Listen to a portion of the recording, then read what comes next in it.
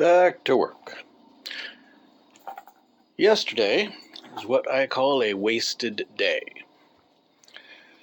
For some reason I had insomnia the night before and couldn't get to sleep, so I was in no shape during the day yesterday to do much of anything.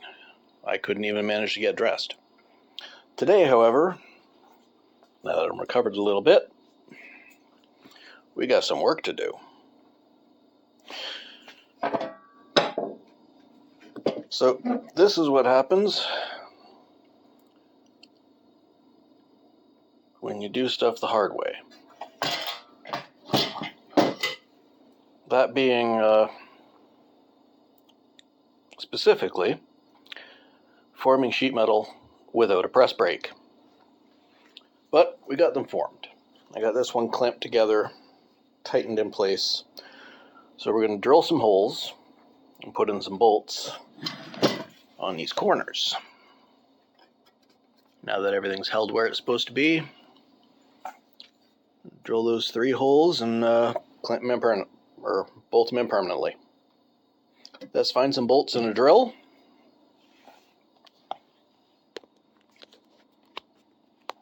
See what we can do. People might call a vehicle a bucket of bolts to imply its lack of usefulness.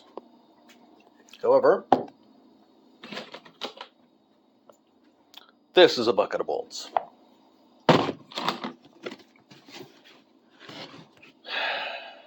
Literally, very useful. I'm going to find, let's see, 1, 2, 3, 4, 6 bolts there, 2 more there, 2 more there,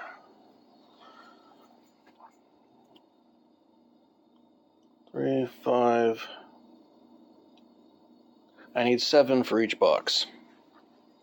7 for that one, 3 to hold the corners in, 2 for each of these support struts. Yeah. Oh, plus I got to cut the second support strut on each one out of this. But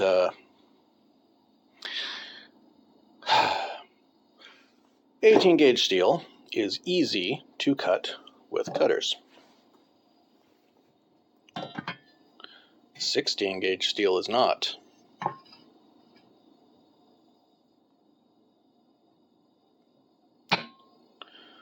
.14 gauge steel definitely is not. Okay, so I'll find these bolts and then lay everything out and show you where it's going to go. Well, now that I've got the array of bolts and nuts I need, looking in this bucket, I'm thinking someday it might prove advantageous to sort through all this and get it all organized. Make it easier to find things when I'm looking for them. But in the immediate, honestly, I could give a rat's ass. Having a bucket that's a mess like this does bring about one advantage. It allows me to sit and contemplate different problems while I'm picking through and deciding which ones to use and which ones not to. It gives me other ideas. So I'm going to leave it a bucket of bolts. But I picked through these, got it more than enough. I'll find the best 14, and I'll start drilling and show you that. Support how actively disorganized I am. This is a set of drill bits I've had for many, many years. Well, since well before I moved to BC, so yeah. Anyway, I'm missing 3 out of it. That's fine. But I keep these and I almost never use them. I use those for wood on clean projects that where I'm not worried about damaging my tools. I don't use it on scrap wood that might have nails or, bits of dirt or chunks of wood or chunks of metal in it. Don't use it on that. I take care of them. For stuff like this, where I'm cutting metal, where I'm working with scrap, I got this set of drill bits, if you can call it a set. Again, completely disorganized. I'll just pick through, find the one I need, and, well, start cutting holes. Alright, got Tonkenstein out of the way of the fumes. Everything's clamped together. Got a clamp down to the table. Let's cut this hole.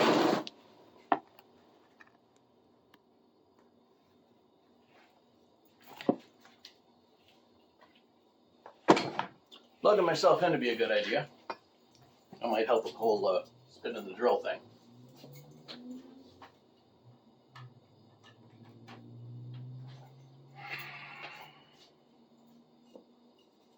A bit of the magic juice on there.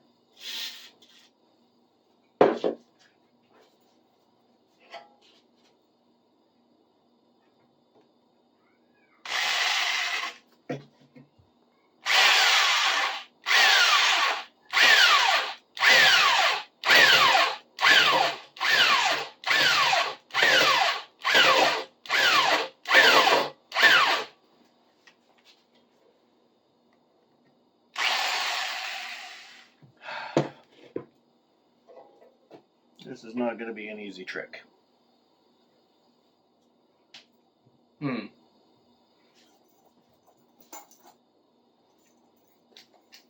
That might do it. Problem is I got to support this from underneath, keep it clamped together.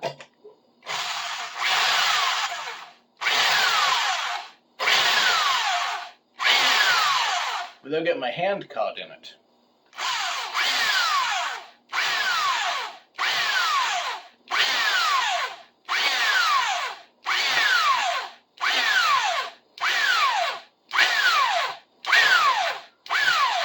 Can't put so much pressure on it that it actually bends the thing.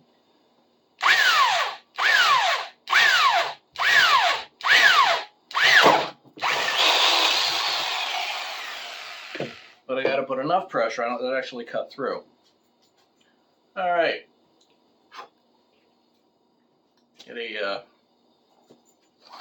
That's enough of a rag to wipe that down.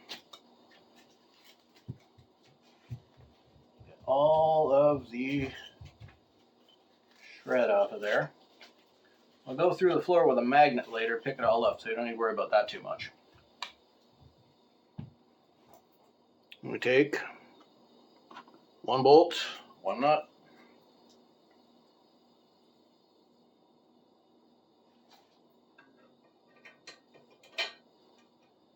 What matters is this is on. It's holding it where it's supposed to be, so I can take the clamp off, get it out of the way.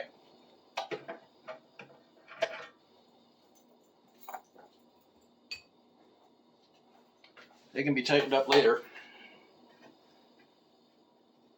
once we drastically clean up the structure of this thing. Alright, on to the next one.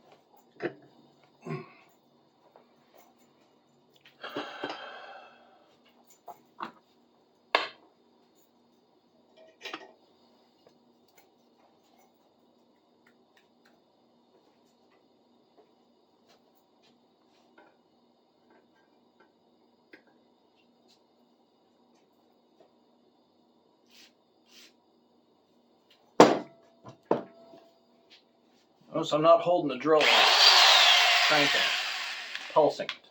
So I do have a speed control on here, but rather than doing that, I'll just pulse it, go slow.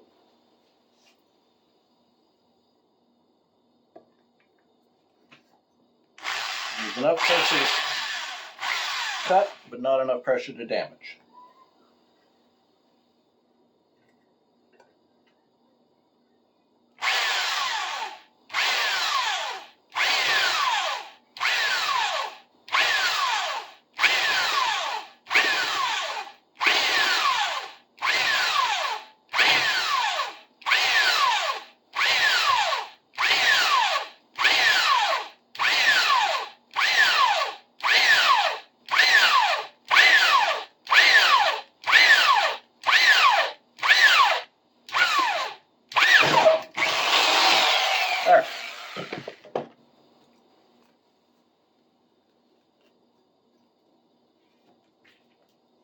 Eventually, by the end of this, we'll have battery trays. Right, you've seen me do this twice. I'll bring you back when it's done and show you that. That's one down. So we've got the 3 bolts holding those 3 corners together. Focus, you fucker. There. See? I am going to take an angle grinder after the fact and cut the tails off there. That's the first 3. This one is going to go there. That's about where it's going to sit. Not bad. Do the support structure underneath it, it'll be even better. I'll do that one after the fact, the other one. So I got the bolts all laid out for it. So next step, I've already got them marked on here as to where they got to go. A little bit easier time in the drilling possibly. I got to take this, which is a thicker gauge of steel. The thickest part being this flat plate here. That's going to provide the support. That one, the slightly thinner one, is where it's going to bolt to. I'm debating whether it should go this way or this way. Should it support from the edge or from the center? I'm thinking from the center. I got it lined up where it's supposed to be. So I just marked it in there with a knife and a straight edge. You don't need a specific scribing tool to do that when you're doing that kind of thing. Cheap-ass Olfa knife works fine. You know, just, especially if it's a dull blade, you're just scratching it enough to see a line. So this works. You don't need a specific tool for that. Like most things, you don't need the right tools. I definitely don't have the right tools, but I still did the job. Is it pretty? No. But it holds together. So, I had to clamp that in there. Because of this cutout, I got to drill a hole here, which means one of these bolts, I'm going to have to replace. I'm going to have to use a bolt with a smaller head, because I'm putting the heads on the inside. I specifically chose bolts with low profile, very wide, very round heads. I do have to dig through that bucket and I'll find another bolt for there. This one won't matter because I don't got that cutout in it. I can just put holes anywhere. But this one, the current pain in my dick, has to have a hole going through this thin section of steel here. So I got to find one with a head smaller than that. Alright. I'll figure that out, and I'll bring you back once I got this support plate in place. Got this first tray done to the point where one of the support struts is in. The other one's not. So we've got 5 out of the 7 bolts in there. And with 5 out of the 7 bolts in there, everything fits.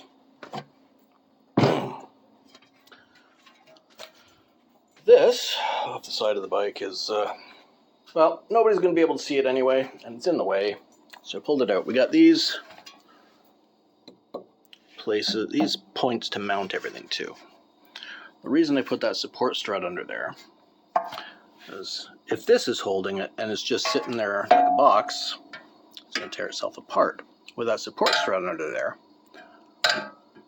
pressing up against the swing arm, it'll sit like that. It'll sit like that against the bigger one. It won't interfere with the chain. The chain desperately needs to be fucking tightened. Fuck. The more I look at this thing, the more I realize it has been in a wreck at least once.